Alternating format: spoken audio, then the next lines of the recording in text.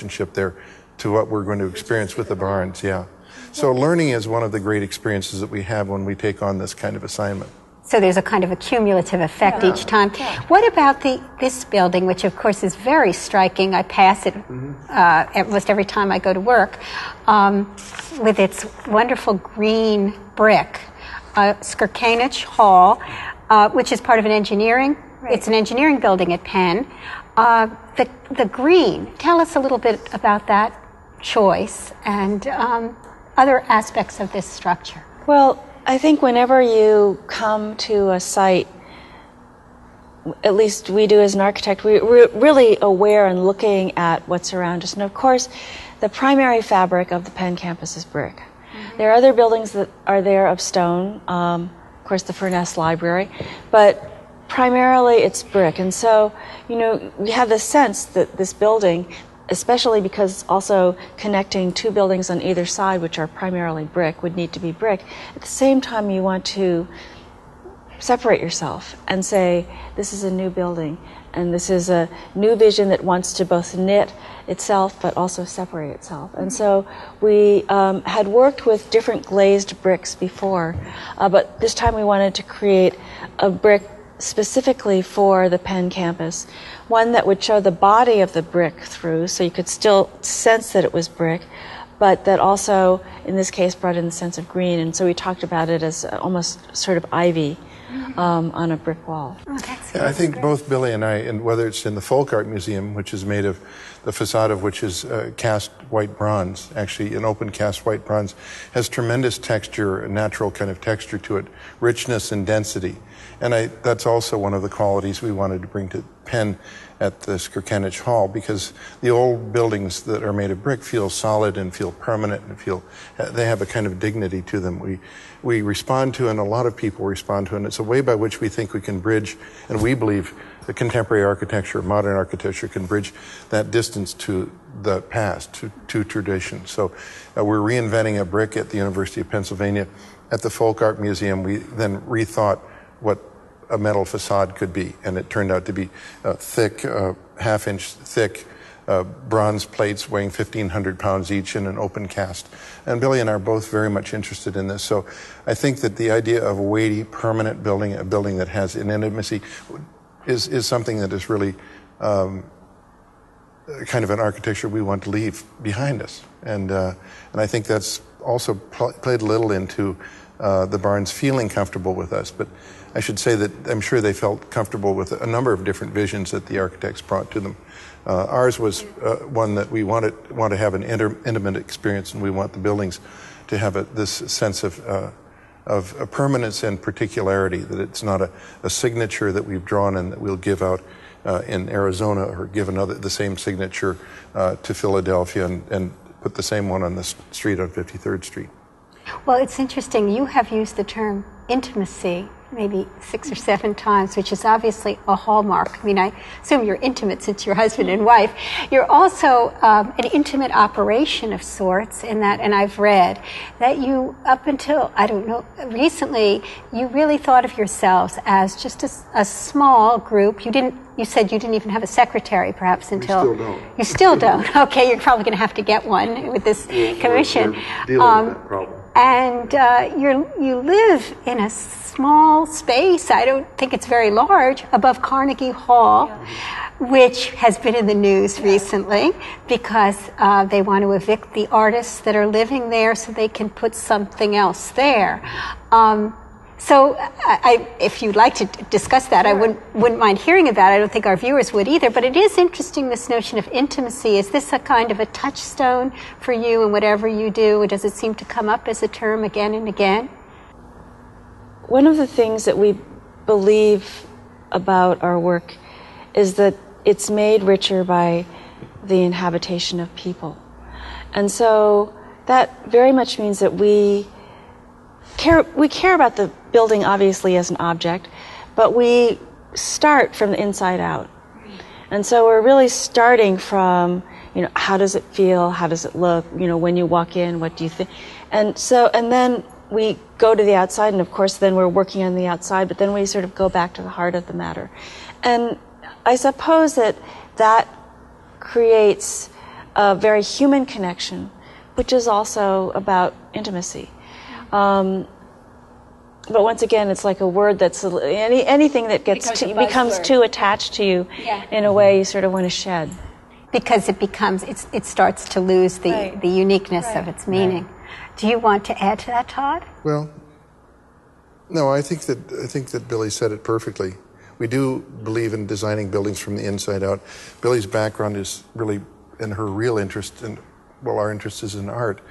Mine is maybe more in industrial design. We don't come to projects with the idea of an image of the exterior first. We really think about it, as she says, from the inside. And I think it's terribly important if we think about architecture for the future. Now I'm moving slightly into the world of ethics or theory, which is that we really have to make great spaces for people to live their lives inside, because we do indeed live 90% of our lives in interior spaces. And if we don't think about the life of the interior first and foremost, we're really not thinking about the way we actually inhabit buildings. So I think that solving the interiors as the world grows ever faster and we deal with a huge population will be important not only for our buildings but also the experience of ourselves, our interiority as well as our... Well, is that your attachment to your space above Carnegie Hall?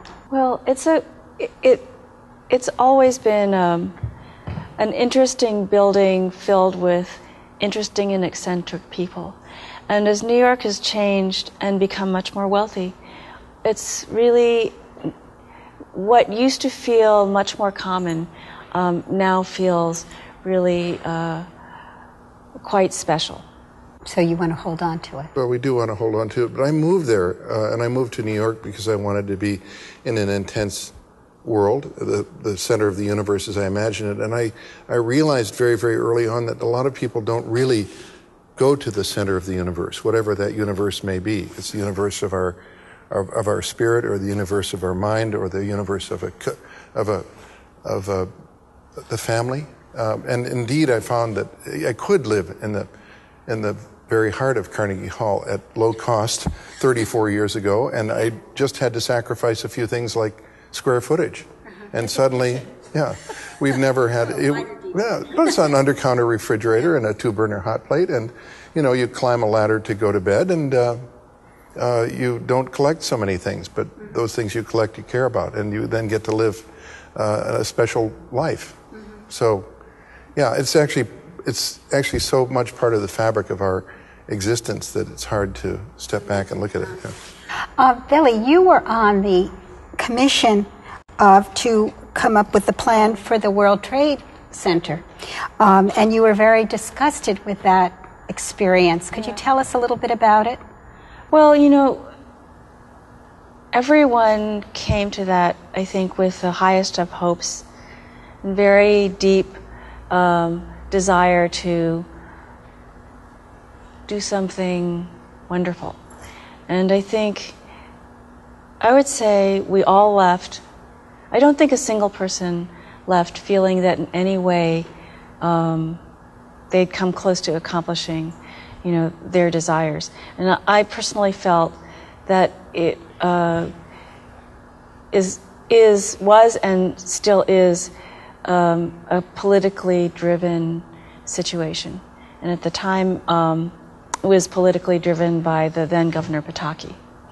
And I don't know that anything good is going to come of it. I think that there will be, because the Port Authority is a very strong presence in New York City, I think an interesting terminal that will be designed by Calatrava, who's done a lot of very interesting, very sculptural buildings.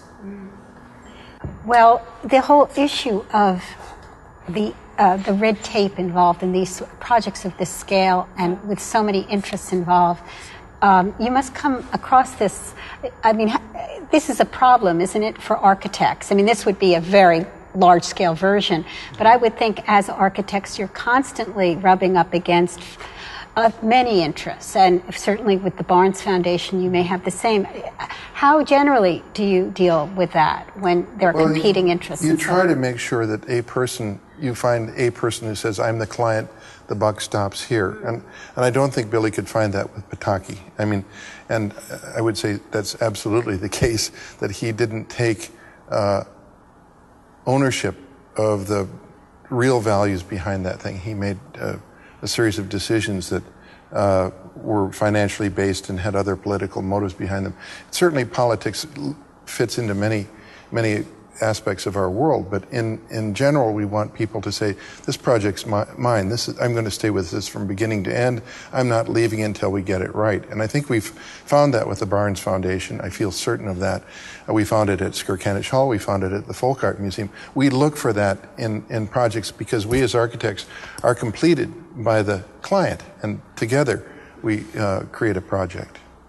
Well, can you tell us a little bit, since we are running out of time, about the time frame we can look forward to in terms of the building for the Barnes, and when we'll begin to see this structure emerge, and what your ideal would be for at least a time frame?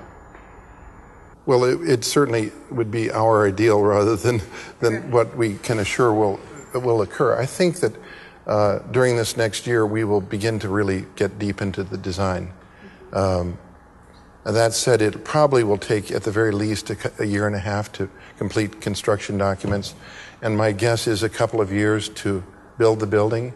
And that is if we don't have any problems, financial hiatuses or work stoppages for whatever reason. So building a building such as the Barnes should take time. It will take time. We'd love it to be as fast as possible. But I think that's about as soon as we could get it all done. Will there be other projects alongside, or are you going to be working on this alone during this period? How does it generally work for you in terms of a major project? The Barnes is really a major project. It's a major project of a lifetime. So I think, and what we've done is we've tried to reduce or actually say no to other projects that are coming in, so that we don't have to sort of juggle so many things. I mean, this is definitely, if you're juggling the watermelon, the cantaloupe, and the grape, this is the watermelon. Okay, it's the central project. Well, I want to thank you so much. I think we could continue talking about your ideas for another half hour, but this has been a wonderful time. I think you've clarified a lot, and I think you will for our viewers. So, Todd Williams, Billie Tsien, thank you for joining us. Thank you. And thank you for joining us today at the Drexel interview.